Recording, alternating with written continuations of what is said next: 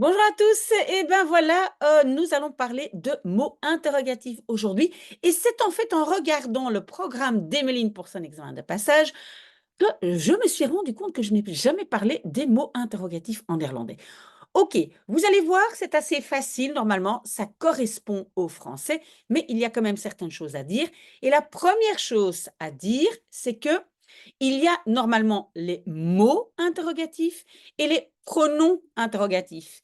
Je pense que normalement, on pense aux pronoms interrogatifs. C'est quoi? C'est qui, quoi, quand, pourquoi, etc., etc. Les mots interrogatifs, il n'y en a pas beaucoup, hein, il y en a 2.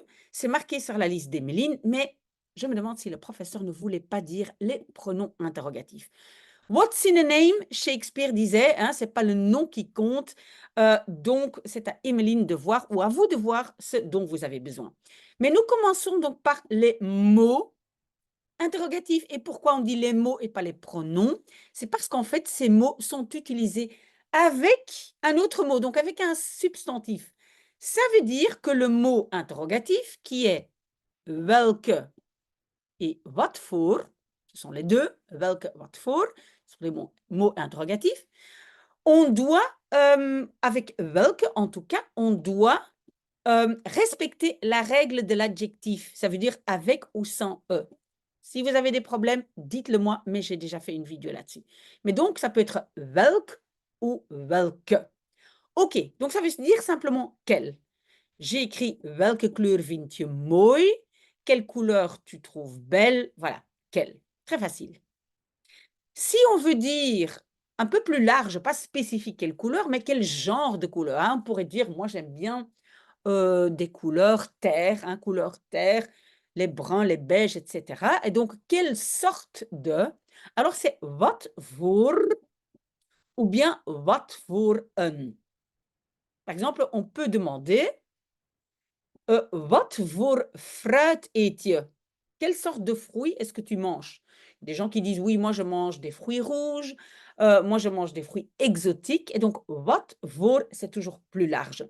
Normalement, wat voor est pour singulier et pluriel, et wat voor een est simplement singulier, mais dans la vie de tous les jours, on utilise les deux. Mais si vous ne voulez pas trop vous charger, vous apprenez welke et wat voor. Et c'est tout. Parce que wat voor, c'est singulier et pluriel. Ça, c'est le plus facile. OK? Donc, welke, quel, très spécifique. Wat voor, plus, un peu plus général. Quelle sorte de. OK, j'espère que ça, c'est clair. Euh, Encore une petite remarque, mais vous ne devez pas vous en tenir compte. Mais moi, j'essaie quand même d'être exhaustive, donc d'être le plus, je veux être le plus complet possible. Donc, si on utilise le verbe être, par exemple, quel genre d'enfant est-ce? Hein? Wat voor een kind is dat? Alors, donc voilà, on peut dire wat voor een, on peut aussi enlever le un, on peut dire wat voor kind is dat. Mais quand on utilise le verbe être, on peut séparer le wat et le voor par verbe sujet. Mais vous n'êtes pas obligé, donc vous n'êtes pas non plus obligé ici de mémoriser et de regarder, mais on peut. D'accord? Si moi je suis vous, je mémorise ici ces deux-là. Et on est dans le bon. D'accord? OK, très bien.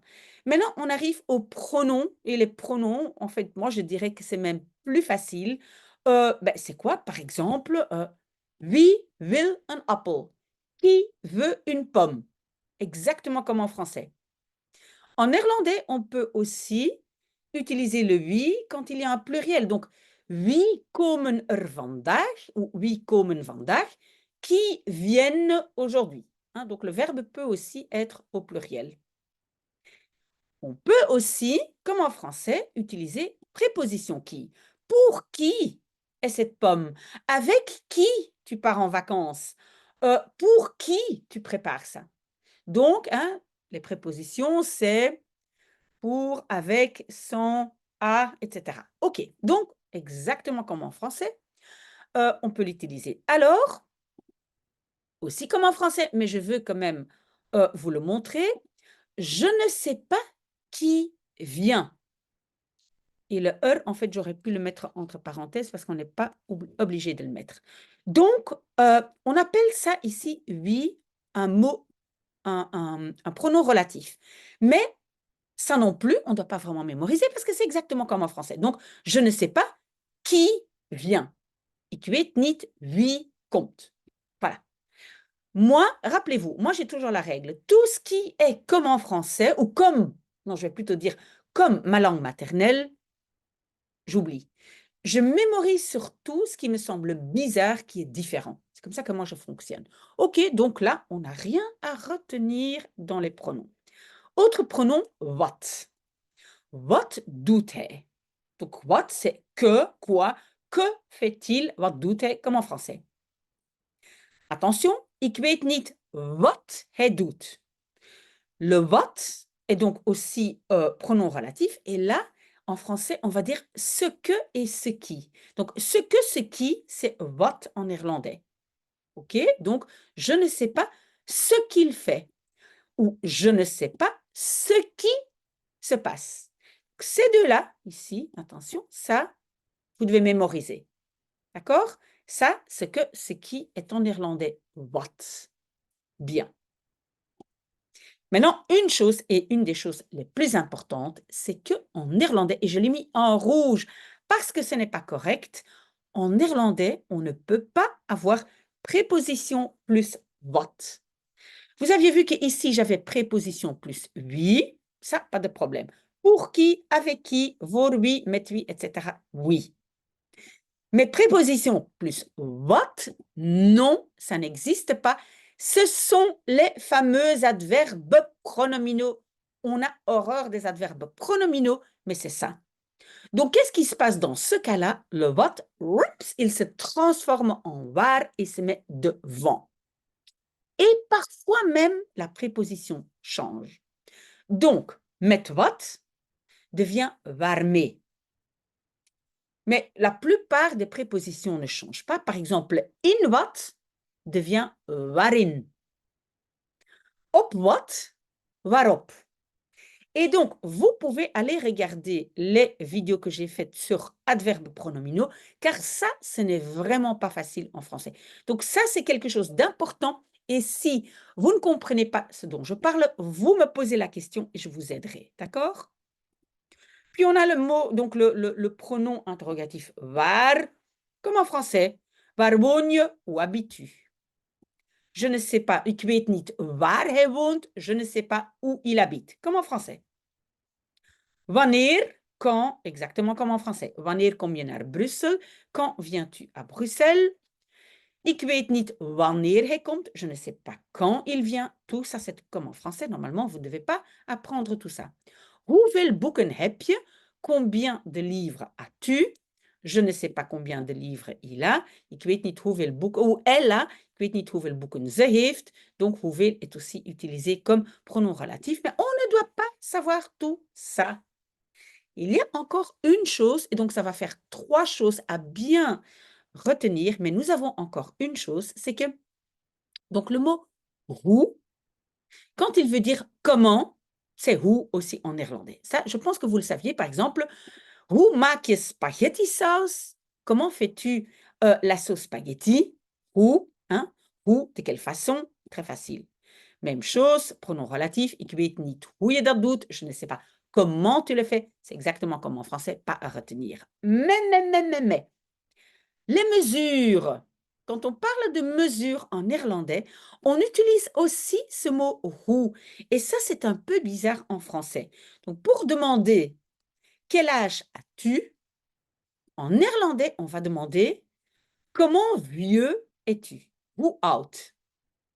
Probablement ceux qui sont à l'école ou qui ont appris le néerlandais à l'école ont appris hoe oud, quel âge. Hoe lang is het examen? Hoe lang? Combien long? En fait, j'ai quand même fait une petite faute parce que quand c'est le temps, normalement, on écrit en un mot. Donc, je vais prendre un autre exemple. Par exemple, hoe lang is de tafel? Donc, c'est pour dire quelle longueur. Hoe lang? Comment long? D'accord? Donc c'est pas combien de temps, mais quelle longueur. Vous allez, comprendre après, hein, quand ici parce que quand c'est hoe lang en un mot, c'est le temps et je l'ai mis ici après. OK. Hoe breed, quelle largeur. Hoe breed is het bed, quelle largeur le lit. Hoe hoog is je bureau? Quelle hauteur, hein? Comment haut est ton bureau? Hoe ver is de school?